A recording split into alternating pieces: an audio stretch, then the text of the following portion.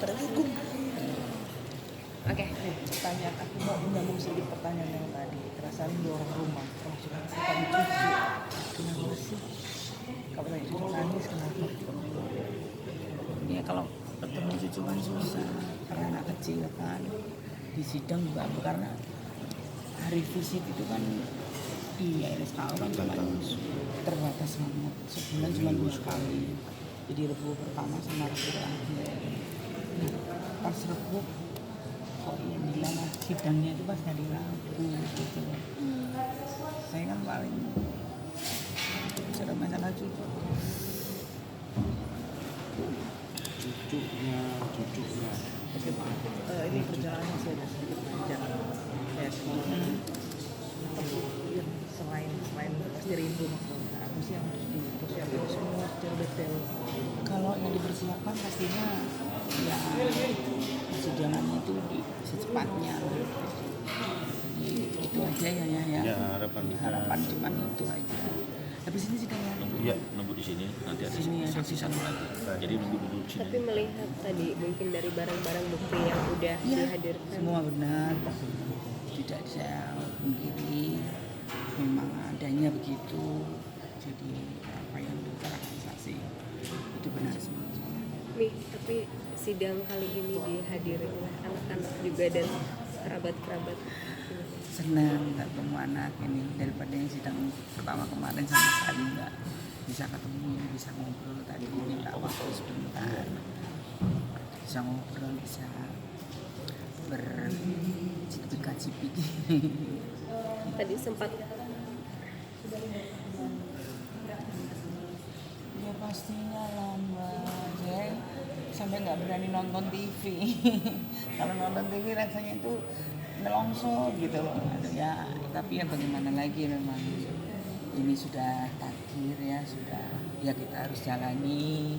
Yang penting pokoknya kita apa ikhlas pokoknya. Sabar untuk menjalaninya. Iya, Terus jadi ya tetap berdoa.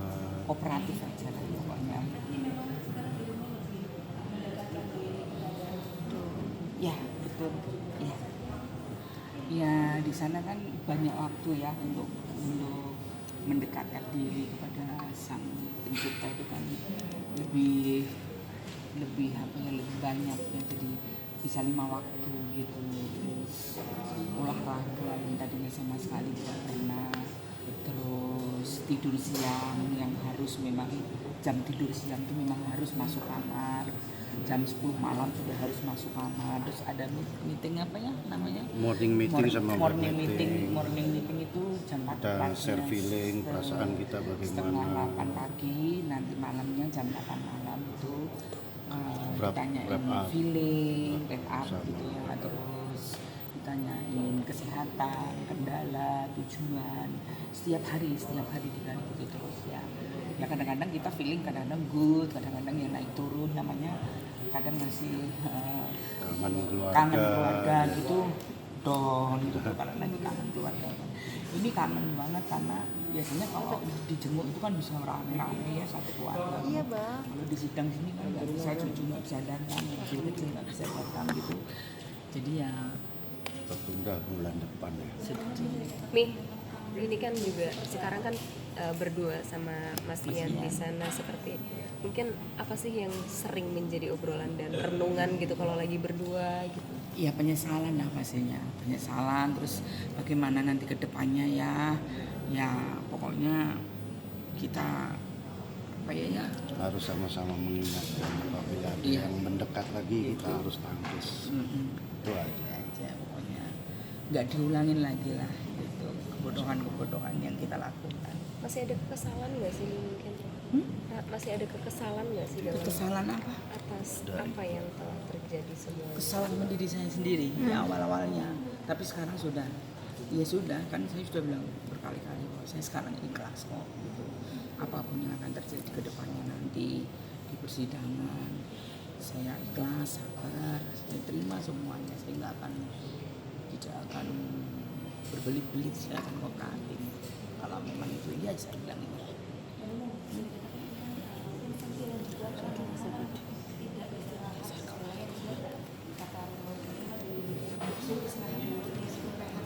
Iya. Itu bisa dibilang makna Mungkin. dari semua ini. Mungkin memang ini juga disuruh istirahat dulu gitu ya. Kan akhir-akhir itu memang saya juga selalu ngomong sama suami, aku capek ya. Mungkin itu didengar sama Allah, cuman cara saya salah gitu. Teman-teman itu waktu di Polda ya, mereka mendekatkan ya Polda ya, dan itu hampir setiap hari semua datang gantian gitu.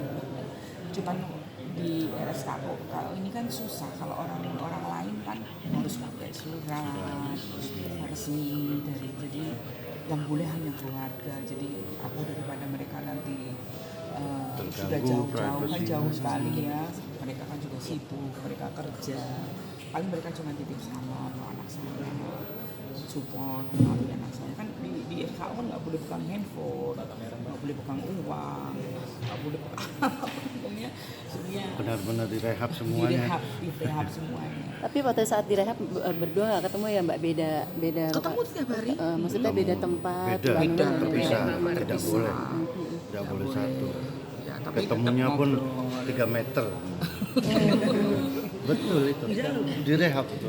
Mbak, ini mungkin penyesalan Ada yang jarak. sangat berat ketika memang keluarga kan bertarung meminta biaya hidup Mbak Nunung yang menanggung semua ketika hal ini terjadi. Seperti apa sih Mbak?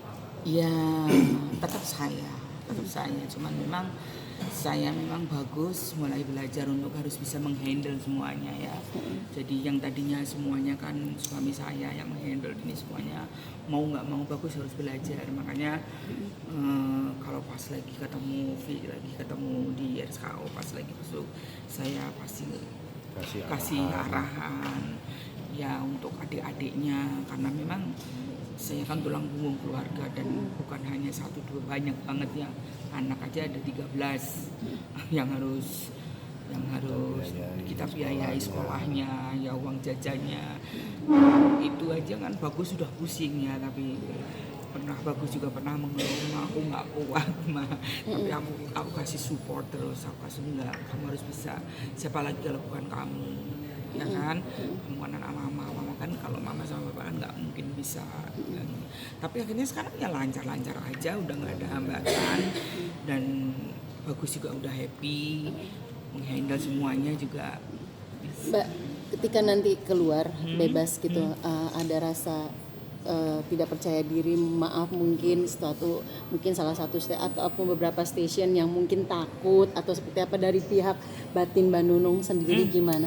Saya percaya diri kok gitu loh, saya optimis gitu, dan saya yakin karena Selama direhab juga dididik untuk selama seperti itu. direhab kan saya dididik seperti Iya. itu, jadi ya harus optimis gitu, dan saya percaya kok semua sudah ada yang ngatur. Saya percaya, saya kembalikan lagi kepada yang mengatur. Untuk teman-teman pelawak sendiri, dalam artian sempat ada mungkin ada beberapa juga yang masih nyinyir atau seperti apa ketika kemarin itu. Sekarang lebih mengikhlaskan gak sih Mbak? Saya nggak ngerti berita, saya nggak tahu berita di luar bagaimana, saya nggak tahu. Tapi saya yakin kalau untuk teman-teman yang kerja dengan saya, mereka masih mengharap ya. Saya yakin karena dari anak saya. Tapi kalau yang nyinyir apa-apa, saya kan nggak ngerti dunia luar, bener-bener saya buta, karena memang saya nggak pegang handphone. Mbak, ketika sadar dengan tadi pembuktian barang-barang bukti itu sendiri, akhirnya merasa suatu yang ya ampun gitu loh. Ini kejadian, ini perilaku aku dulu seperti ini. Ini perlakuan yang sangat bodoh sekali, yang sangat kebodohan yang saya lakukan. Ya saya harus bisa menerima akibatnya. Saya harus jalani semuanya.